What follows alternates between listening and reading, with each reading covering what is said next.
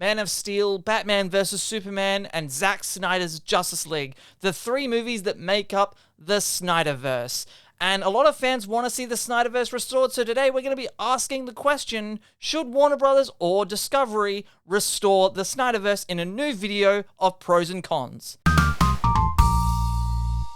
Hey there guys, my name is Tom and welcome back to my movie channel. This is Pro and Con, where I give some pros and some cons towards a certain question or topic, and then I turn it over to you guys to let you guys decide which way we should go with this. And today we're talking about the SnyderVerse. There's been a lot of conversation ever since they released the Snyder Cut, which I'm a big fan of that movie. It's my favorite DCEU movie, maybe closely tied with Wonder Woman. And of course, restoring the SnyderVerse is kind of it's a broad stroke, right? It's a loose term. It doesn't really have a definitive meaning to it, and it could mean a lot of different things. Some people take it to mean, Zack Snyder comes back and directs every DCU movie, or, they do Ben Affleck's Batman, and, and Zack Snyder is heading up the DCEU. Some people think it just means that Zack Snyder gets to do his planned Justice League 2, 3, and maybe even 4. And today, for our purposes here, because restoring the SnyderVerse is such a broad term, I'm going to take it to mean completing the Justice League trilogy, Zack Snyder's Justice League 2 and 3, because those are the ones that I think he had planned out. We're not including things like Ben Affleck's Batman. We're not including any other plans Zack Snyder may or may not have had for Aquaman and Wonder Woman. We're just focusing on the Justice League movies. So, let's start with the pros to restoring the SnyderVerse. The biggest pro to restoring the SnyderVerse is, of course, getting to see the completion of the Justice League trilogy. We've already had Zack Snyder's Justice League, which is part 1, and we know he had part 2 and 3 planned. And hey, I love the Snyder Cut. I really did. Surprisingly, I wasn't expecting to love it as much as I did. It was my second favorite movie of 2021. And as you can see, I've got all the hot toys here behind me of the Justice League crew. So I'd be very excited to see a Justice League 2 and 3. And I think a lot of fans would love to be able to see that, because apparently it was going to be epic from the little bits and pieces that Snyder himself has revealed. The second pro to restoring the SnyderVerse, whatever that means, is that Warner Brothers is, of course, going to be taken over by Discovery here pretty soon. They have purchased Warner Media off of AT&T, and they're going to be merging into a new company called Warner Brothers Discovery. Heading up Discovery is, of course, a guy by the name of David Zaslav. And a lot of, Snyder fans have been really hopeful that he's going to come in and say, that's it, we're going back to Snyder's original vision for the DCEU. Now, whether he loves it or hates it or wants to do it or doesn't, I don't know. Nobody does, to tell you the truth. Nobody except David Zaslav himself knows that. But it has given a lot of hope, because people who really want it think, well, a new company might want to, finish going in that direction. And they might. And if they do, I'll be happy. I want to see more. I love Snyder's Justice League. Bring it on. And I don't think you're a crazy person if you're looking to this merger and thinking, you know what, this does give some hope. Because it does. It might be unlikely. It might not be in our favor, the chances, but it does. It is a symbol of hope, and that's all we can ask for from our Justice League. We just want some hope. And so David Zaslav could restore the SnyderVerse. If you want it, that's great. Let's see if he does. The third pro that I have here is that Zack Snyder's Justice League is the most positively received Zack Snyder installment in his DCEU.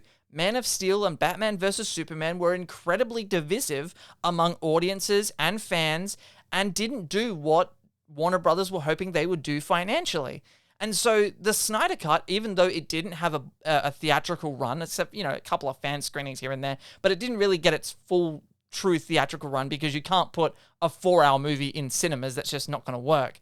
But it did very well. It was very well received. The majority of critics and audiences really like to love the movie. I am one of those people. I love the movie. And so I think if you are a studio executive of Warner Brothers, you've got to be looking at that and thinking, hey, people seem to like this version. Why don't we continue with that? Again, I don't think you're crazy if you love the Snyder Cut and you're looking at the reception thinking, listen, it's got to at least be a conversation starter in the boardrooms of Warner Brothers, right? Right? And the fourth pro that I have is that this would be more exclusive content for HBO Max. Potentially, depending on whether they want Zack Snyder's Justice League 2 and 3 to be theatrical or not. They might not. I don't think they will. I think now that they've put the Snyder Cut exclusively to HBO Max, you should, if you're going to do sequels, continue it as an HBO Max thing. That is a pro because it would give them an exclusive. And in the world of streaming, exclusivity is king, right? If you've got something that no one else has that can draw potential subscriptions to that service, then you are winning as far as a streaming service goes. And that would be a relatively big thing for HBO Max to have and brag about and flex. It would be a good flex for HBO Max.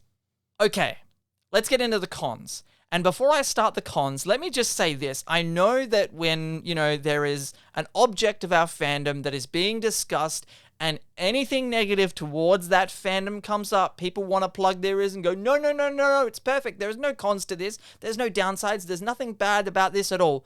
And if we're going to look at the pros and look at all the wonderful potential in this, then we have to look at some potential downsides.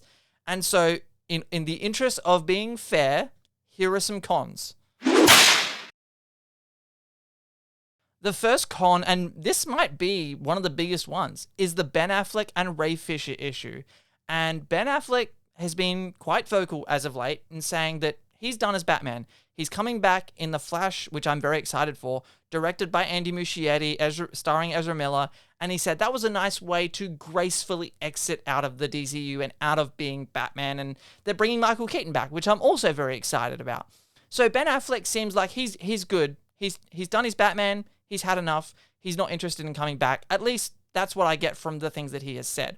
Then you have Ray Fisher, who is a bit more of a complicated case when it comes to his history with Warner Brothers and Joss Whedon and all that stuff. I'm not here to go into any of that, but that is a major factor. And Ray Fisher himself has stated that he's not coming back unless certain people are no longer in charge.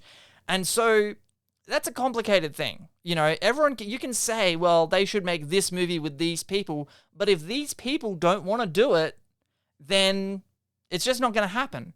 And so, could you recast Ben Affleck and Ray Fisher in these roles? Yes, but then you would get a lot of complaints because then it wouldn't be Zack Snyder's true vision because it wouldn't have his cast that he set up in these movies. Now, look, I don't know if Zack Snyder was to come back and they greenlit these movies, would that entice a Ben Affleck or a Ray Fisher to come back in their roles? Maybe, maybe not. I don't know. I don't speak for them, but it's a hurdle and it's a potential con.